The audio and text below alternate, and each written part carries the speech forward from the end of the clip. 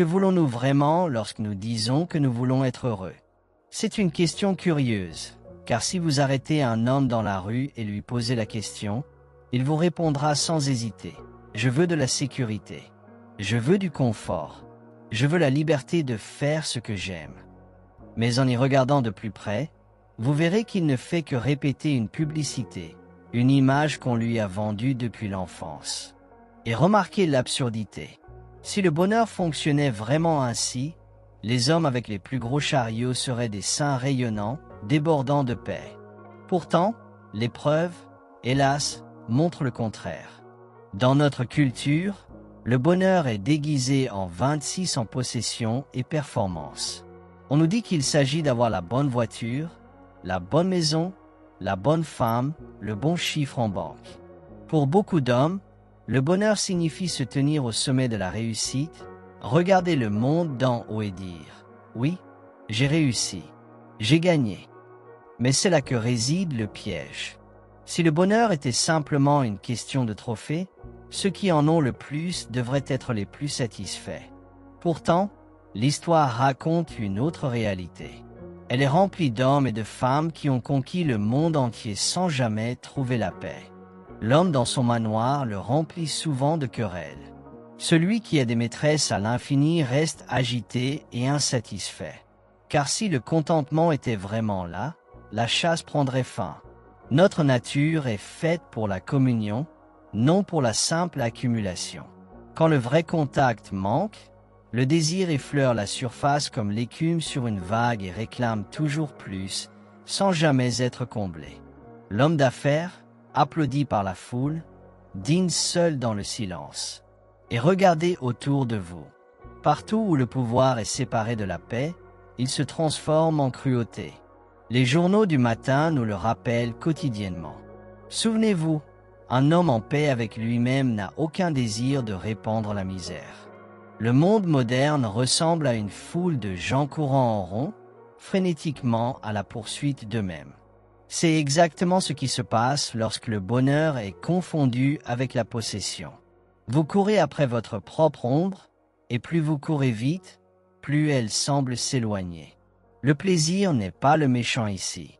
Un bon repas, une belle femme, une bonne bouteille de vin, ce sont des choses merveilleuses. Mais soyons honnêtes, ce sont des feux d'artifice. Ils brillent dans le ciel, vous éblouissent un instant, puis s'évanouissent en fumée. Si votre bonheur dépend entièrement des feux d'artifice, vous passerez votre vie à courir après la prochaine explosion. Et entre chaque éclat de couleur, vous resterez dans l'obscurité, vous demandant quand viendra le prochain frisson. Le bonheur appartient à un autre ordre.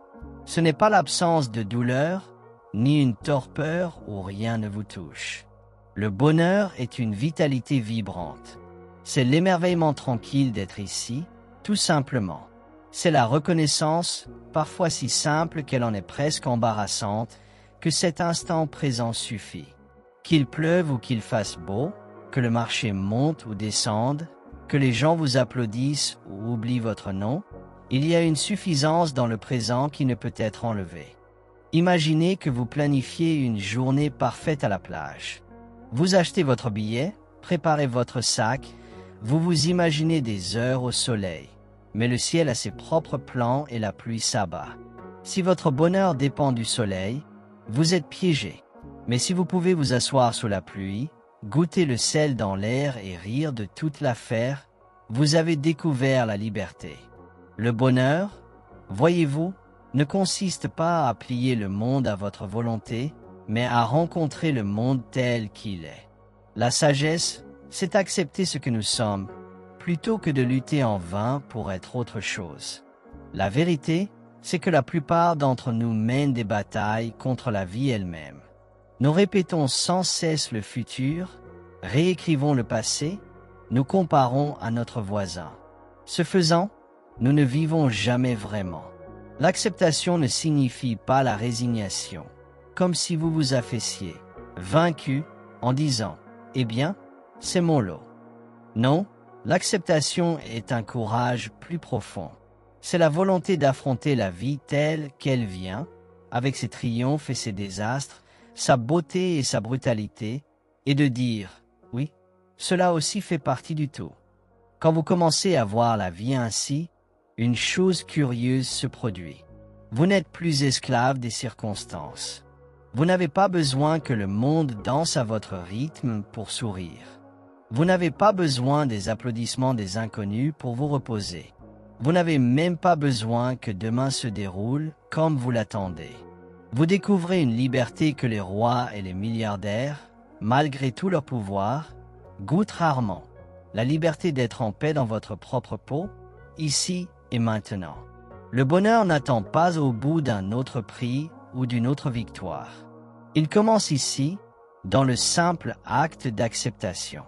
Et l'acceptation révèle une autre découverte. La vie ne vous offrira jamais seulement le doux sans la mer. Accepter, c'est voir que l'existence vient toujours par paires, comme le jour et la nuit, l'inspiration et l'expiration, la naissance et la mort. Vous ne pouvez pas saisir l'un et rejeter l'autre, car ils arrivent comme partenaires dans la même danse. L'erreur curieuse de notre culture est d'imaginer que nous pourrions avoir l'un sans l'autre. Nous rêvons de joie sans chagrin, de croissance sans déclin, d'amour sans risque.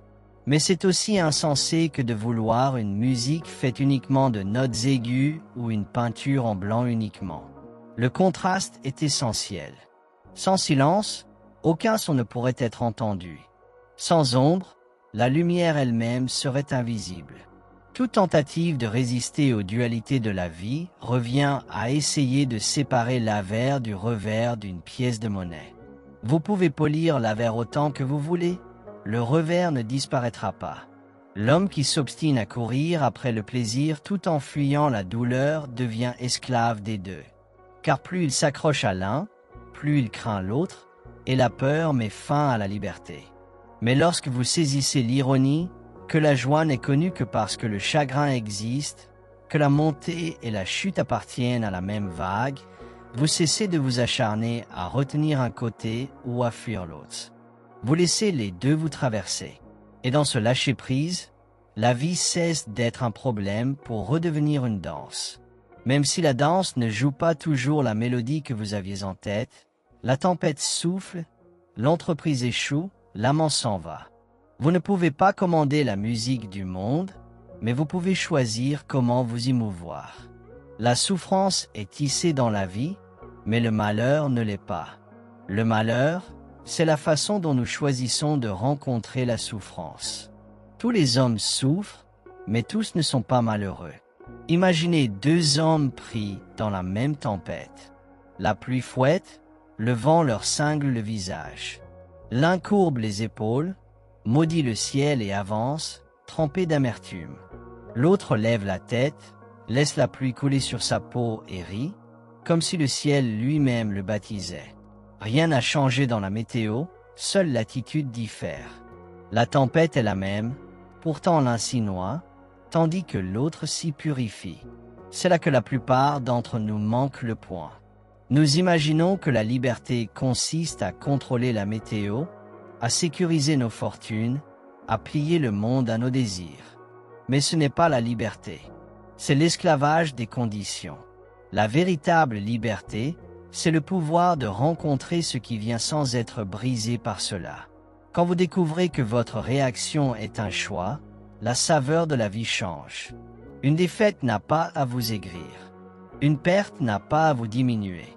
Même la douleur, lorsqu'elle est affrontée sans résistance, peut révéler une profondeur étrange, comme une note grave dans une musique qui donne de la richesse à l'ensemble. La question n'est pas « la tempête viendra-t-elle ?» Car bien sûr, elle viendra. La question « quand elle viendra, lui résisterez-vous ou danserez-vous ?» Et voici le secret curieux. Le monde ne cessera jamais de tournoyer. Les tempêtes souffleront, les plaisirs tenteront, les chagrins piqueront, et la vie continuera de tirer sur votre manche avec ses exigences infinies. Si vous attendez que le monde se calme pour trouver la paix, vous attendrez éternellement. Le truc n'est pas d'arrêter le mouvement, mais de trouver l'immobilité au cœur de celui-ci. Imaginez une roue qui tourne à grande vitesse. Le bord s'agite dans un mouvement vertigineux. Pourtant, au centre, il y a un calme parfait. La vie est ainsi. Sur le bord, il y a tous les changements, gains et pertes, succès et échecs, naissance et mort. Mais au centre, il y a un lieu qui ne tourne pas. Vivre depuis ce centre, c'est laisser la roue tourner, sans être déchiré par elle. Et comment toucher ce centre? Cela commence par la gratitude. La gratitude vous ancre dans le présent comme une ancre dans la mer. Dès que vous êtes reconnaissant, l'envie agitée d'autre chose perd son emprise. Vous cessez de répéter le futur, de réécrire le passé, et découvrez que respirer ici et maintenant est déjà suffisant. De la gratitude naît l'émerveillement. Pas celui qui court après les miracles, mais l'étonnement simple de remarquer ce qui est sous vos yeux. La forme d'un arbre, le mouvement des nuages, les rides sur le visage d'un ami. La plupart des hommes traversent la vie aveugles à ces choses. Mais quand la gratitude vous stabilise, l'ordinaire révèle sa beauté discrète et soudain, même le moment le plus simple brille. De la gratitude et de l'émerveillement naît la liberté. Pas la liberté d'avoir le monde arrangé à votre goût, mais la liberté plus profonde de ne plus avoir besoin qu'il le soit. La blague, c'est qu'au moment où vous cessez d'exiger que la vie soit différente, vous découvrez que vous étiez déjà libre. La tâche n'est pas de contrôler le bord, mais de reposer dans le sens. Les tempêtes viendront encore, la roue continuera de tourner. Mais quand vous vivez depuis ce centre, vous n'êtes plus otage ni du calme ni du chaos. Vous bougez avec la vie, et la vie bouge avec vous, et tout cela devient moins une lutte qu'une danse. Bien sûr, tout le monde ne danse pas ainsi. La plupart regardent à l'extérieur, poursuivant des reflets au lieu de reposer dans le centre. Et ainsi, nous en venons à l'étrange théâtre des idoles. Les hommes s'inclinent si souvent devant des idoles, croyant contempler le bonheur lui-même. Ils voient la figure avec ses 50 voitures rutilantes ou celle entourée d'amantes infinies et murmurent « Voilà la vie ». Pourtant, l'idole n'est qu'un miroir réfléchissant la fin de ceux qui l'adorent. Car l'homme aux 50 voitures n'est pas libre. Il est enchaîné à la nouveauté, condamné à en ajouter toujours plus, de peur que le silence de son propre vide ne le rattrape. Celui qui a des amantes sans fin n'est pas satisfait. Car s'il l'était, la chasse s'arrêterait. Désirer sans fin n'est pas une preuve d'abondance, mais de manque, une soif qui s'approfondit à mesure qu'elle est nourrie. Et l'ironie, c'est qu'un homme peut tenir des richesses dans ses mains et se sentir encore insuffisant, tandis qu'un autre, avec peu, peut marcher dans une abondance d'esprit. Car les possessions sont des outils, pas des trésors. Elles servent la vie, mais elles n'en livrent pas le sens. Vous avez besoin de nourriture, d'un abri, d'un peu d'argent en poche. Oui, sans cela, l'existence est dure. Mais une fois les besoins essentiels satisfaits, empiler toujours plus n'ajoute aucune profondeur au cœur. La liberté ne vient pas en serrant plus fort, mais en relâchant la prise. L'idole paradée devant nous avec ses appétits sans fin n'est pas une image de joie, mais d'inquiétude. Elle nous montre, sans le vouloir, que lorsqu'il y a un vide à l'intérieur, aucune richesse accumulée à l'extérieur ne calmera jamais la faim. La leçon devient claire. Le bonheur ne se porte pas comme une couronne, ne s'expose pas comme un trophée, ne s'emprunte pas aux applaudissements d'un autre. S'il n'est pas trouvé à l'intérieur, il ne sera pas trouvé du tout. Tournez-vous alors vers l'intérieur, et vous verrez que le bonheur n'est pas quelque chose à saisir, à stocker ou à exhiber. Plus vous le poursuivez, plus il s'enfuit. Car l'acte de poursuite est en soi une confession que vous ne l'avez pas. Le bonheur surgit lorsque la chasse s'apaise, lorsque vous n'exigez plus que la vie vous paye en plaisir constant. Ce n'est pas de la résignation. Ce n'est pas abandonner.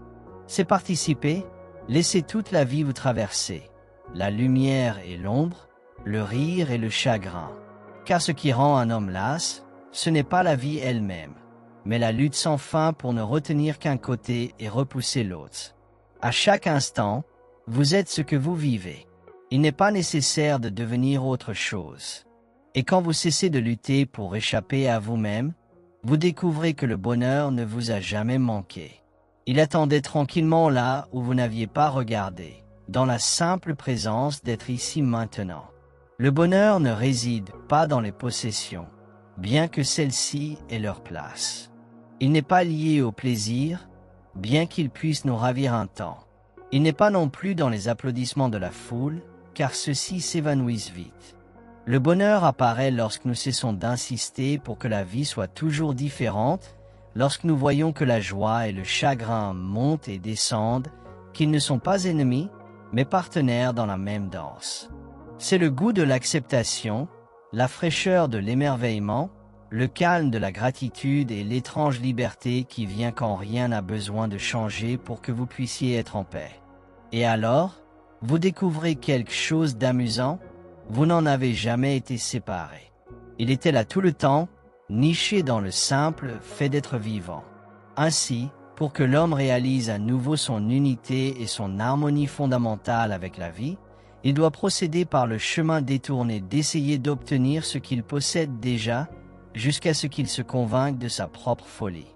Car c'est seulement en essayant d'accepter la vie dans son entier que nous pouvons prendre conscience qu'il n'y avait jamais vraiment besoin d'essayer, et que la spiritualité est en fait une question de devenir ce que nous sommes. Ceux qui cherchent le bonheur ne le trouvent pas, car ils ne comprennent pas que l'objet de leur quête est le chercheur lui-même.